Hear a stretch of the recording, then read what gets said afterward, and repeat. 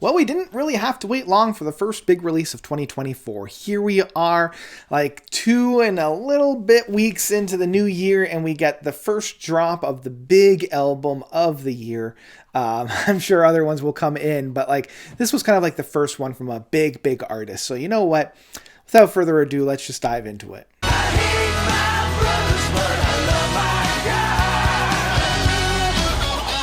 The Restoration, Joseph Part 2 by Neal Morse. So, Neal Morse, I don't really think needs any kind of introduction. Like, if you're even a tangential fan of modern progressive rock, you're going to know about him from Transatlantic or his own Neal Morse Band albums. Like, he has put out some of my favorite music. Innocence in Danger from a couple of years ago, 2021. The Similitude of the Dream from 2016.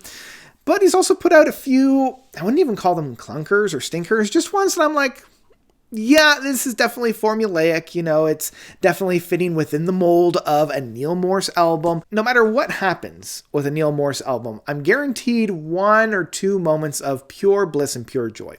Like when I'm sitting down to listen to a Neal Morse album, it almost feels like it's a homecoming. It feels like a very familiar, warm blanket that I'm so used to just snuggling up to. You know, it has that sense of familiarity.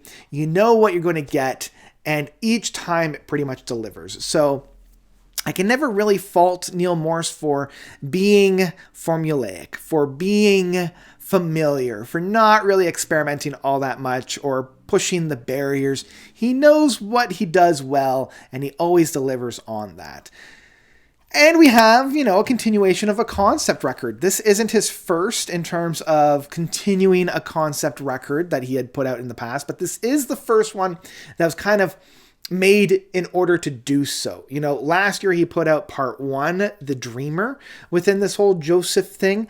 And it was fine. It was fine. It's kind of following, once again, these Bible stories. And the one that he put out in 2019 of Jesus Christ the Exorcist, I really enjoyed. I know not a lot of people enjoyed that one quite as much as I do, but I come from like a musical theater background. I was in a whole bunch when I was in middle school and high school. And there's so many things about musical theater that I love that translates to progressive rock and vice versa. You have the introduction of themes. You have the reprisal of themes. You have longer stretches of music, especially if it's a sung through.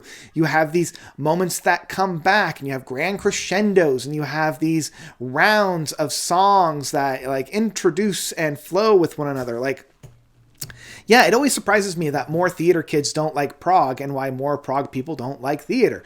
I don't know. It's one of those things, and I'm like, I wonder why. Joseph Part 1, the Dreamer, I was a little disappointed with, and probably it was because I didn't have part 2. I was really given a first half of a 2-hour and 20-minute album.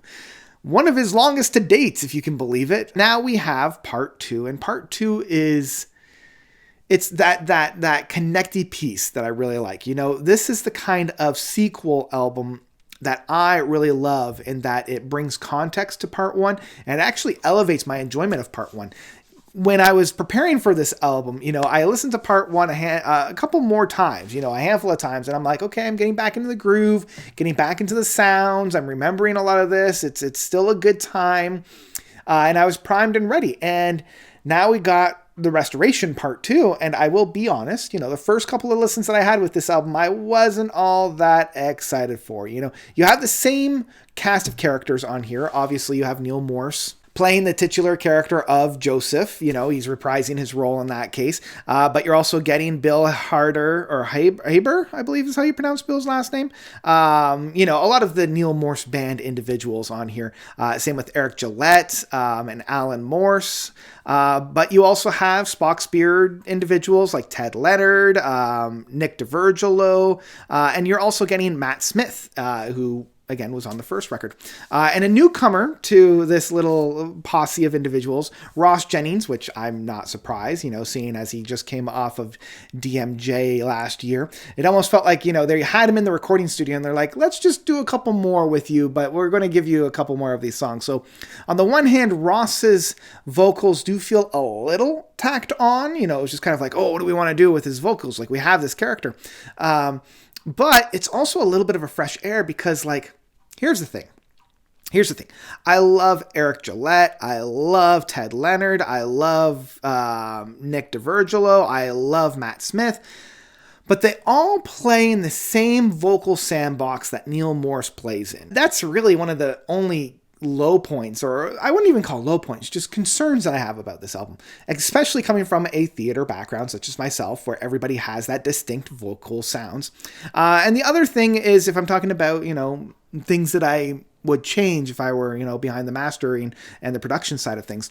The last track, Dawning of a New Day, God Uses Everything for Good.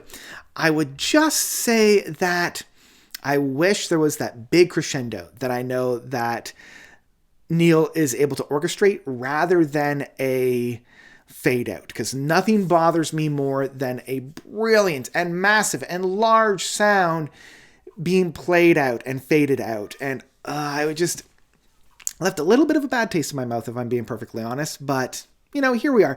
Anyway, those are all the little bit of concerns that I have about this. Overall, this album is a great time. This is another warm blanket from Neal Morse. This is one that I can hold very dearly to me and be like, I love the sweet, sweet, warm embrace from a Neal Morse record, and it's a lot of fun as well. Like, there are moments on this record that really capture this fun, big, feeling about it.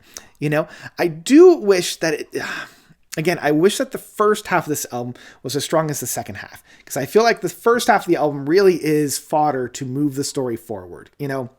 You have the Ross Jennings moments on here, which is a little bit of a shame that it's on the weaker side of things, but it really is, Joseph still being imprisoned, having these dreams, interpreting the dreams of other individuals and giving advice on how to conduct themselves, having that with the Pharaoh, becoming the Pharaoh's right-hand man after the 7 years of drought and the 7 years of prosperity. Flip that, but you know what I'm talking about. And getting to the point where now that this massive drought and this massive famine is happening, his brothers return after essentially selling him into slavery and begging for food and being like, hey, your kingdom has a lot of food because you were able to stockpile. Can we help? And this album really has a lot of the themes of forgiveness, and God's will is good and great. And if you forgive, God will give you the tools to come into his kingdom and that kind of thing. And that's the themes of this one. Whereas the other half was like, the first half was the setup of those who, you reap what you sow. And if you sow ill will and you trade your brother into slavery, things aren't going to work out all that well for you. But if you have faith in the second half and, you stick to your principles and you forgive those who have trespassed against you, you will find prosperity. And I like that this album kind of celebrates that a little bit more within the musical sections in here. You have the massive penultimate track of Everlasting, which is just a massive gushing of joy. There's one moment on here that I'm like, oh, I could play this. Like, this is a musical motif that I can do with a McDonald's cup and a straw. I could just jam away by doing that. And I'm like, we all become maestros when we do that, but there's this grand pour out of God's will is good, God's will is great, and it's captured in the music in that sense. And within the track I Hate My Brothers But I Love My God, you still have this kind of Joseph struggling with the forgiveness of his brothers who sold him into slavery and being like, okay, I'm trying to let go of that hate. I'm trying to enter forgiveness because that's what God would do. And by doing so, I will reap the benefits of that. Now, take that as you will, but you still have that big charge of positivity within the music, and you have that big charge of sound that's found within it. And I really enjoyed those sections of music. Those are some of the big moments, but some of the things that come prior to Overture Reprieve, where you have, Dreamer in the Jailhouse, The Argument, Make Like a Breeze, they're all fine. They're all right, but I feel like it misses that secret sauce. It misses that secret sauce, and it isn't until we get to I Hate My Brothers that I'm like, there's that Neal Morse secret sauce that I love, and there's that powerhouse that I know that Neal Morse is able to play in.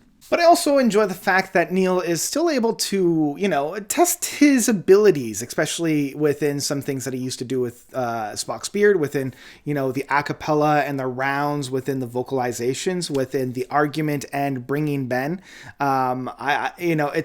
It's channeling that fun, like Gentle Giant thing that I really wish more bands would play within. And so I at least appreciate that Neal Morse is still, able to capture and play within those kinds of a cappella fun oomphs. And even though this album has a lot of like bringers of joy, really pump up the jam, really like oomph kind of styles, there is still an overlay of piano work, of singer-songwriter stuff that I know Neal likes to do, and also some darker moments as well. And this one is found within the track of The Brothers Repent to Joseph and Restoration, where, it's got this a little bit of a darker moment that we had within the first half. And it also kind of showcases, the light and the dark, where if you didn't have these darker moments, those higher peaks that you have within this music wouldn't hit so far.